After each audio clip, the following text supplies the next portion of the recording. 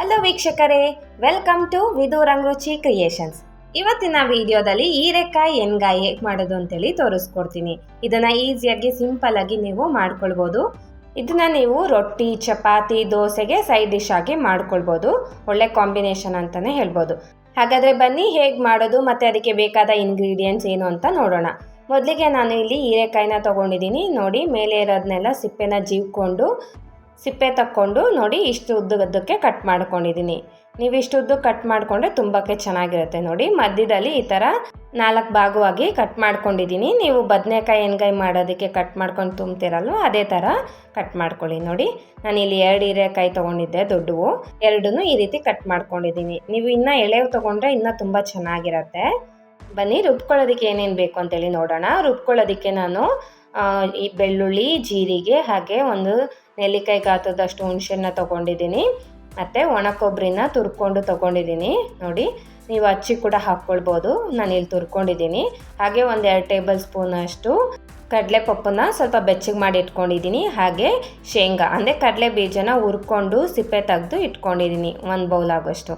ಹಾಗೆ ಅರಿಶಿನ, ಖಾರದ ಪುಡಿ, ಹಾಗೆ ಧನಿಯಾ ಪುಡಿ, ಹಾಗೆ ಸ್ವಲ್ಪ ಕರಿಬೇವು ಮತ್ತು ಕೊತ್ತಂಬರಿ ಸೊಪ್ಪನ್ನ ತೊಗೊಂಡಿದ್ದೀನಿ. ಇದೆಲ್ಲ ಮಸಾಲ ರುಬ್ಕೊಳ್ಳೋದಕ್ಕೆ ಬೇಕಾದ ಇಂಗ್ರೀಡಿಯೆಂಟ್ಸ್.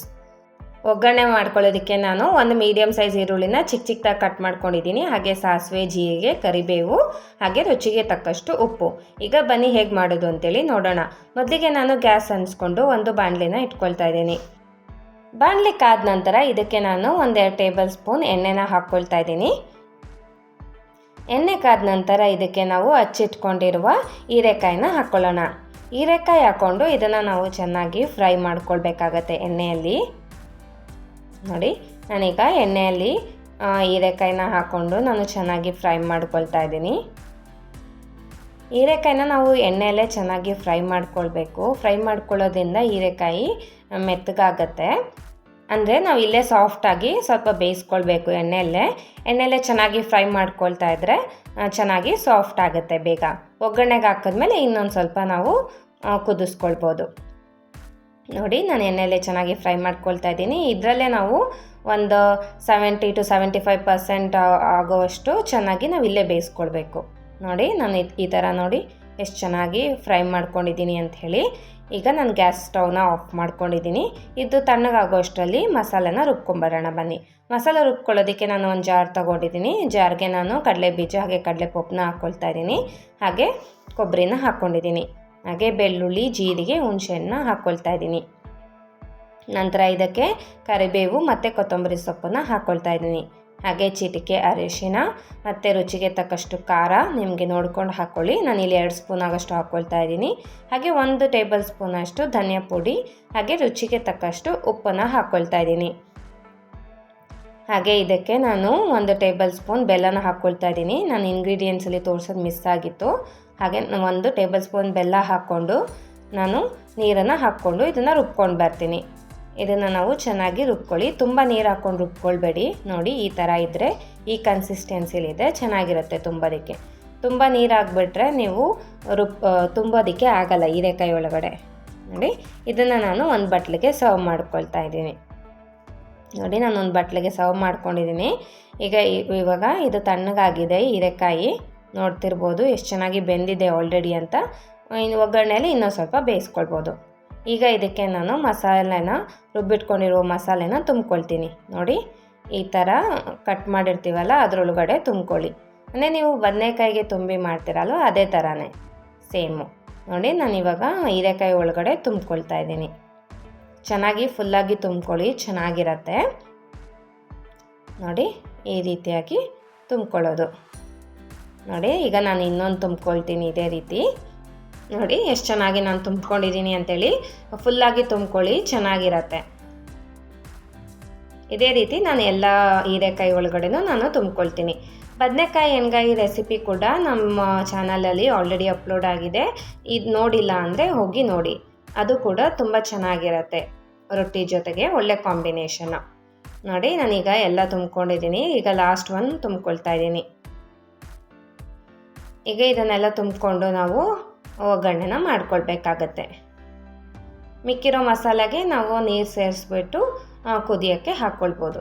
ನೋಡಿ ನಾನೀಗ ಎಲ್ಲ ತುಂಬ್ಕೊಂಡಿದ್ದೀನಿ. ಬನ್ನಿ ಈಗ ಒಗ್ಗರಣೆನ ಮಾಡ್ಕೊಳ್ಳೋಣ. ಒಗ್ಗರಣೆ ಮಾಡ್ಕೊಳ್ಳೋದಕ್ಕೆ ನಾನು ಆಲ್ರೆಡಿ ನಾವು ಹೀರೆಕಾಯಿನ ಹುರ್ಕೊಂಡಿರ್ತೀವಲ್ಲ ಅದೇ ಬಾಣಲಿನೇ ತೊಗೊಂಡಿದ್ದೀನಿ. ಅದೇ ಬಾಣಲಿಗೆ ನಾನು ಇವಾಗ ಗ್ಯಾಸ್ ಅಂಟಿಸ್ಕೊಂಡು ಎಣ್ಣೆನ ಹಾಕ್ಕೊಳ್ತಾ ಇದ್ದೀನಿ. ಇಲ್ಲಿ ನಾನು ಒಂದು 4-5 ಟೇಬಲ್ ಸ್ಪೂನ್ ಎಣ್ಣೆನ ಹಾಕ್ಕೊಳ್ತೀನಿ.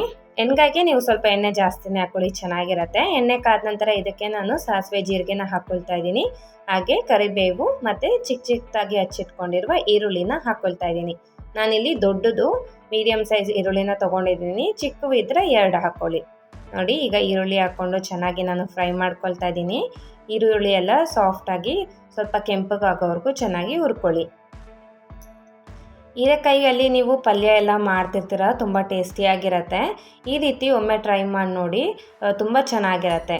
ರೊಟ್ಟಿಗಂತೂ ಒಳ್ಳೆ ಕಾಂಬಿನೇಷನು, ಚಪಾತಿಗೂ ಅಷ್ಟೇ ತುಂಬ ಟೇಸ್ಟಿಯಾಗಿರುತ್ತೆ. ನೋಡಿ ನಾನೀಗ ಈರುಳ್ಳಿ ಎಲ್ಲ ಚೆನ್ನಾಗಿ ನಾನು ಫ್ರೈ ಮಾಡ್ಕೊಳ್ತಾ ಇದ್ದೀನಿ. ನೋಡಿ ಈಗ ಈರುಳ್ಳಿ ಎಲ್ಲ ಚೆನ್ನಾಗಿ ನಾನು ಫ್ರೈ ಮಾಡ್ಕೊಂಡಿದ್ದೀನಿ. ಈಗ ಇದಕ್ಕೆ ನಾವು ತುಂಬಿಟ್ಕೊಂಡಿರುವ ಹೀರೆಕಾಯಿನ ಹಾಕ್ಕೊಳ್ತಾ ಇದ್ದೀನಿ. ನೋಡಿ ಎಲ್ಲ ಹೀರೆಕಾಯಿ ಪೀಸ್ನು ನಾನು ಹಾಕ್ಕೊಳ್ತಾ ಇದ್ದೀನಿ. ನೋಡಿ ಎಲ್ಲ ಹೀರೆಕಾಯಿನೂ ಹಾಕ್ಕೊಂಡು ಈಗ ಇದನ್ನು ನಾವು ಸ್ವಲ್ಪ ಮಿಕ್ಸ್ ಮಾಡ್ಕೊಳ್ಳೋಣ. ಅಂದರೆ ನಾವು ಈರುಳ್ಳಿ ಒಗ್ಗರಣೆ ಎಲ್ಲ ಮಾಡ್ಕೊಂಡಿರ್ತೀವಲ್ಲ, ಇದನ್ನೆಲ್ಲ ಚೆನ್ನಾಗಿ ಮಿಕ್ಸ್ ಮಾಡ್ಕೊಳ್ಳಿ. ಸ್ವಲ್ಪ ಮಿಕ್ಸ್ ಮಾಡಿಕೊಂಡು ಇದಕ್ಕೆ ಈಗ ಮಸಾಲೆನ ಹಾಕ್ಕೊಳ್ತಾ ಇದ್ದೀನಿ. ಅಂದರೆ ಇನ್ನು ಮಿಕ್ಕಿತ್ತಲ್ವ ಮಸಾಲೆ, ಅದಕ್ಕೆ ಸ್ವಲ್ಪ ನೀರು ಸೇರಿಸ್ಬಿಟ್ಟು ಹಾಕ್ಕೊಳ್ತಾ ಇದ್ದೀನಿ. ಜಾರಲ್ಲೂ ಕೂಡ ಇನ್ನು ಮಸಾಲೆ ಇರುತ್ತಲ್ವ, ಅದಕ್ಕೂ ಕೂಡ ನೀರಲ್ಲಿ ಚೆನ್ನಾಗಿ ಮಿಕ್ಸ್ ಮಾಡಿಕೊಂಡು ತೊಳ್ಕೊಂಡು ಹಾಕ್ಕೊಳ್ಳಿ, ವೇಸ್ಟ್ ಮಾಡೋಕ್ಕೆ ಹೋಗಬೇಡಿ. ನೋಡಿ ಈಗ ಎಲ್ಲ ಮಸಾಲೆನ ನಾನು ಹಾಕ್ಕೊಂಡಿದ್ದೀನಿ. ಹಾಕ್ಕೊಂಡು ಚೆನ್ನಾಗಿ ನಾನು ಮಿಕ್ಸ್ ಮಾಡ್ಕೊಳ್ತಾ ಕುದಿಸ್ಕೊಳ್ಬೇಕು. ಇದನ್ನು ಇನ್ನೂ ಸ್ವಲ್ಪ ಹೀರೆಕಾಯಿ ಸಾಫ್ಟ್ ಆಗೋವರೆಗೂ ಚೆನ್ನಾಗಿ ಕುದಿಸ್ಕೊಳ್ಬೇಕು. ಆಲ್ರೆಡಿ ಒಂದು 70% 75% ಆಲ್ರೆಡಿ ಬೆಂದಿದೆ ಹೀರೆಕಾಯಿ. ಇದರಲ್ಲಿ ಇನ್ನೂ ಸ್ವಲ್ಪ ಬೇಯಿಸ್ಕೊಳ್ಳಿ, ಸಾಫ್ಟ್ ಆಗೋವರೆಗೂ ಬೇಯಿಸ್ಕೊಳ್ಳಿ. ನೋಡಿ ನಾನು ಇವಾಗ ಇನ್ನೂ ಸ್ವಲ್ಪ ನೀರು ಹಾಕ್ಕೊಂಡು ಚೆನ್ನಾಗಿ ಮಿಕ್ಸ್ ಮಾಡಿಕೊಂಡು ಇದನ್ನು ಕುದಿಸ್ಕೊಳ್ತೀನಿ. ನೀರು ನೋಡ್ಕೊಂಡು ಹಾಕ್ಕೊಳ್ಳಿ. ನಿಮಗೆ ಗ್ರೇವಿ ಏನಾದ್ರು ತೆಳ್ಳಗೆ ಬೇಕು ಅಂದರೆ ನೀರು ಜಾಸ್ತಿ ಹಾಕ್ಕೊಳ್ಳಿ, ಗಟ್ಟಿ ಬೇಕು ಅಂದರೆ ನೀರು ಸ್ವಲ್ಪ ಹಾಕ್ಕೊಳ್ಳಿ. ನೋಡಿ ನಾನು ಇಲ್ಲಿ ಗಟ್ಟಿನೇ ಮಾಡ್ಕೊಳ್ತಾ ಇದ್ದೀನಿ. ನೀವು ಅನ್ನದ ಜೊತೆಗೂ ತಿಂತೀರಾ ಅಂದರೆ ಸ್ವಲ್ಪ ನೀರಾಗೆ ಮಾಡ್ಕೊಳ್ಳಿ ಗ್ರೇವಿನ. ನೋಡಿ ನಾನಿವಾಗ ಇದನ್ನೆಲ್ಲ ಚೆನ್ನಾಗಿ ನಾನು ಕುದಿಸ್ಕೊಳ್ತಾ ಇದ್ದೀನಿ. ನಾನಿಲ್ಲಿ ಇವತ್ತು ಚಪಾತಿಗೆ ಸರ್ವ್ ಮಾಡ್ಕೊಳ್ತಾ ಇದ್ದೀನಿ, ಅದಕ್ಕೋಸ್ಕರ ನಾನು ಗ್ರೇವಿನ ಗಟ್ಟಿಯಾಗಿ ಮಾಡ್ಕೊಳ್ತಾ ಇದ್ದೀನಿ. ಈಗ ಇದಕ್ಕೆ ನಾನು ಚಿಕ್ಕದಾಗಿ ಹಚ್ಚಿಟ್ಕೊಂಡಿರುವ ಕೊತ್ತಂಬರಿ ಸೊಪ್ಪನ್ನು ಹಾಕ್ಕೊಂಡು ಇದನ್ನೆಲ್ಲ ಚೆನ್ನಾಗಿ ಮಿಕ್ಸ್ ಮಾಡ್ಕೊಳ್ತೀನಿ. ನೋಡಿ ಈಗ ಎಣ್ಣೆ ಎಲ್ಲ ಬಿಟ್ಟು ಚೆನ್ನಾಗಿ ಕುದ್ದಿದೆ. ಈಗ ನಾನು ಗ್ಯಾಸ್ ಸ್ಟವ್ ಆಫ್ ಮಾಡಿಕೊಂಡು ಒಂದು ಬಟ್ಲಿಗೆ ಸರ್ವ್ ಮಾಡ್ಕೊಂಡಿದ್ದೀನಿ. ನೋಡಿ ನಾನಿವತ್ತು ಹೀರೆಕಾಯಿ ಎಣ್ಗಾಯಿನ ಚಪಾತಿ ಜೊತೆಗೆ ಸರ್ವ್ ಮಾಡ್ಕೊಳ್ತಾ ಇದ್ದೀನಿ. ನೀವು ರೊಟ್ಟಿ ಜೊತೆಗೂ ಸರ್ವ್ ಮಾಡ್ಕೊಳ್ಬೋದು, ತುಂಬ ಟೇಸ್ಟಿಯಾಗಿರುತ್ತೆ. ಈ ರೀತಿಯಾಗಿ ಹೀರೆಕಾಯಿ ಎಣ್ಗಾಯಿ ನೀವು ಮನೆಯಲ್ಲಿ ಟ್ರೈ ಮಾಡಿ ಹೇಗೆ ಬಂತು ಅಂತೇಳಿ ಕಮೆಂಟ್ ಮಾಡಿ. ಈ ವಿಡಿಯೋ ಮೂಲಕ ಮಾಡಿ ತೋರಿಸುವ ಹೀರೆಕಾಯಿ ಎಣ್ಗಾಯಿ ನಿಮ್ಮೆಲ್ರಿಗೂ ಇಷ್ಟ ಆಗಿದೆ ಅಂತ ಅಂದ್ಕೊಂಡಿದ್ದೀನಿ. ಇಷ್ಟ ಆಗಿದ್ರೆ please like, share and subscribe. ಇದೇ ಥರ ಒಳ್ಳೊಳ್ಳೆ ಈಸಿ, ಟೇಸ್ಟಿ ಆ್ಯಂಡ್ ಹೆಲ್ತಿ ರೆಸಿಪೀಸ್ಗೋಸ್ಕರ ನಮ್ಮ ಚಾನಲ್ನ ಫಾಲೋ ಮಾಡಿ. Thank you.